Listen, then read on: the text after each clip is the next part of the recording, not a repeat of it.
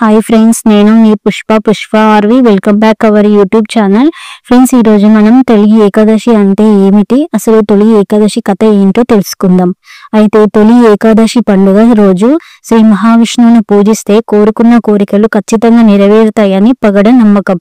అలాగే ఈ రోజున స్వామివారిని భక్తితో ఆరాధిస్తే శ్రీ లక్ష్మీదేవి అమ్మవారి అనుగ్రహం కూడా లభిస్తుందని మన నమ్మకం. హిందువులో తొలి ఏకాదశి అనేది హిందూ ధర్మంలో చాలా ముఖ్యమైన పండుగ. దీన్ని శయన ఏకాదశి అని కూడా అంటారు.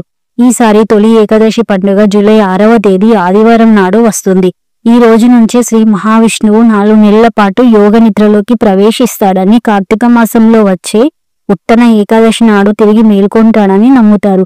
ఈ పవిత్రమైన రోజుతో ముడిపడి ఉన్న ఈ కథను ఇప్పుడు తెలుసుకుందాం. పూర్వం కృతయుగంలో మురాసురుడు అనే భయంకరమైన రాక్షసుడు ఉండేవాడు. దేవతలు, మానవులు, రాక్షసులు ఎవరూ తనను సంహరించలేరని అతను బ్రహ్మదేవుడి నుంచి ఒక వరం పొందుతాడు. ఈ వరం పొందిన తర్వాత మురాసురుడు మరింత బలవంతుడై 3 లోకాలను తన ఆధీనంలోకి తెచ్చుకొని దేవతలను, ఋషులను తీవ్రంగా హింసించడం మొదలు పెడతాడు. మురాసురుడి ఆగడాలను భరించలేక దేవతలు, ఋషులు శ్రీ మహావిష్ణువును శరణు వేడుతారు.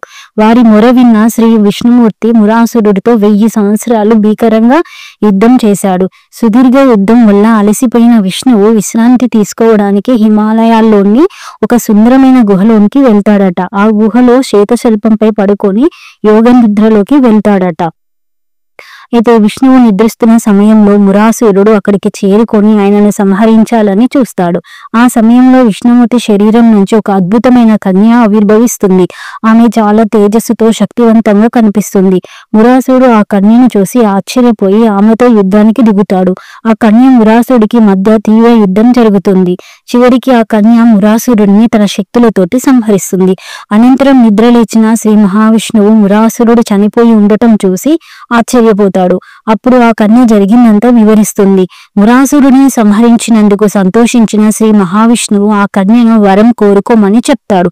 అప్పుడు ఆ కన్య, స్వామి, మీరు నా శరీరం నుంచి ఆవిర్భవించిన ఈ రోజున నేను మీ ప్రియమైన అతిథిగా, విష్ణు ప్రియగా లోకం చేత పూజింపబడాలని కోరుకుంటున్నానని, ఈ రోజున ఉపవాసం ఉండి మిమ్మల్ని పూజించిన వారికి సకల పుణ్యాలు లభించాలని, వారి పాపాలు తొలగిపోవాలని, మోక్షం ప్రాప్తించాలని వేడుకుంటుంది.